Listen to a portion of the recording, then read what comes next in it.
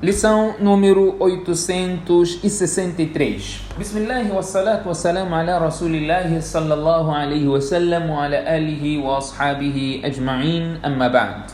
Dando continuidade ao nosso tema que abordamos na aula passada, que estamos a falar das regras básicas do Murabaha, mencionamos 3 regras principais neste capítulo, que o primeiro é o objeto de venda. A primeira regra, o objeto de venda deve existir no momento de venda. Segundo, o objeto de venda deve estar na posse do vendedor no momento da venda. O terceiro aspecto, o objeto de venda deve estar na posse física ou construtiva do vendedor quando este vende para outra pessoa. São essas 3 regras que nós abordamos na aula passada e vamos dar continuidade, e hoje vamos falar acerca ainda dessas regras. Vamos mencionar a 4ª regra, que tem a ver com a proibição de venda condicionada, assim como a proibição de se vender algo que a sua utilização é somente para fins ilícitos. Portanto, estas regras serão a base da nossa lição de hoje, que algumas outras regras que farão parte da nossa aula. Portanto, a regra número 4 é: a venda deve ser constante e absoluta e não deve depender de uma data ou um evento futuro. A venda deve ser constante e absoluta e não deve depender de uma data ou evento futuro. Portanto, se uma venda é atribuída a uma data futura ou um evento futuro, esta venda é nula. A venda é nula. Exemplo, temos que exemplificar, obviamente, para facilitar a nossa percepção. Exemplo número 1. A diz para B que no dia 1 de janeiro, diz para B no dia 1 de janeiro, ou por outra, na data de hoje. Vamos dar uma data mais conhecida, dependendo da pessoa quando é que vai escutar essa nossa aula, porque esta aula fica disponível até no YouTube. Vamos dar um exemplo mais concreto. No dia 1 de janeiro, o A diz para B: eu estou a vender o meu carro para ti no dia 1 de fevereiro. Eu estou a vender, assim, com essas palavras, eu estou a vender para ti o meu carro no dia 1 de fevereiro. Esta venda é nula, porque ela é atribuída a uma data futura. O princípio é: a venda deve ser constante e absoluta e não deve depender de uma data ou um evento futuro. O segundo exemplo, A diz para B: por exemplo, se o partido X ganhar as eleições, o meu carro está vendido para ti.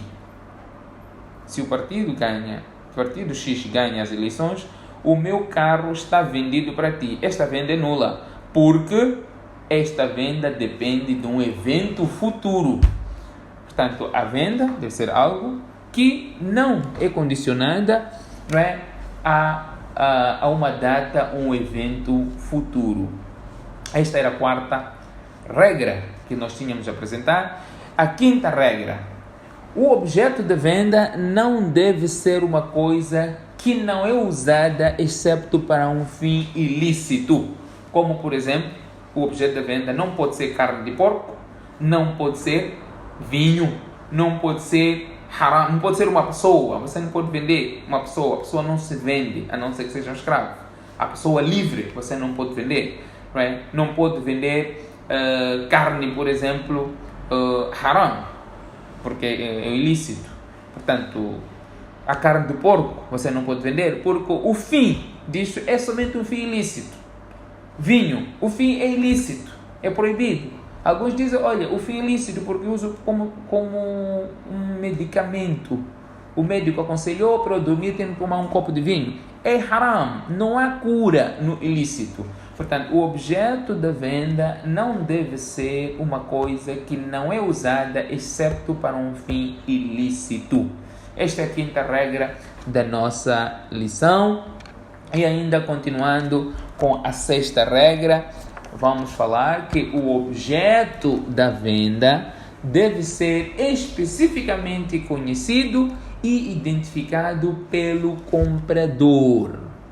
O objeto da venda deve ser especificamente conhecido e identificado pelo comprador. Isso quer dizer que o objeto da venda pode ser identificado através de indicação ou especificação detalhada, que pode se distinguir de outras coisas que não sejam vendidas. Por exemplo, para facilitar a percepção, há um edifício que compreende no número de apartamentos construído no mesmo padrão. Um prédio com vários apartamentos com o mesmo padrão. A, que é proprietário do prédio, diz a B: eu vendo um desses apartamentos para ti. B diz que eu aceito. Portanto, a venda é nula.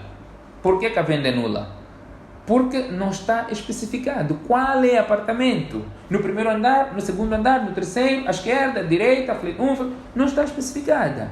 Portanto, deve ser especificado. A venda do objeto deve ser especificamente conhecido e identificado pelo comprador. Você não pode chegar no parque do carro e dizer: olha, eu vendo-te um carro aqui. Qual carro? É importante que se esclareça. Se não esclarece, então esta venda é nula. É nula. Portanto, esta é a regra. O objeto da venda deve ser especificamente conhecido e identificado pelo comprador. Portanto, temos mais essas regras que aprendemos nessa nossa lição de hoje. Temos mais algumas para terminar esta sequência que vamos abordar, inshallah, na próxima lição, e depois saímos deste capítulo de Murabaha e entramos no outro capítulo. Que é o Bay'u Mu'ajjal, que também iremos, inshallah, abordar. Portanto, na próxima lição vamos mencionar as outras 4 regras que faltam por mencionar nesta nossa sequência, e assim daremos por terminado o capítulo relacionado ao Murabaha. Que Allah conceda-nos o tawfiq.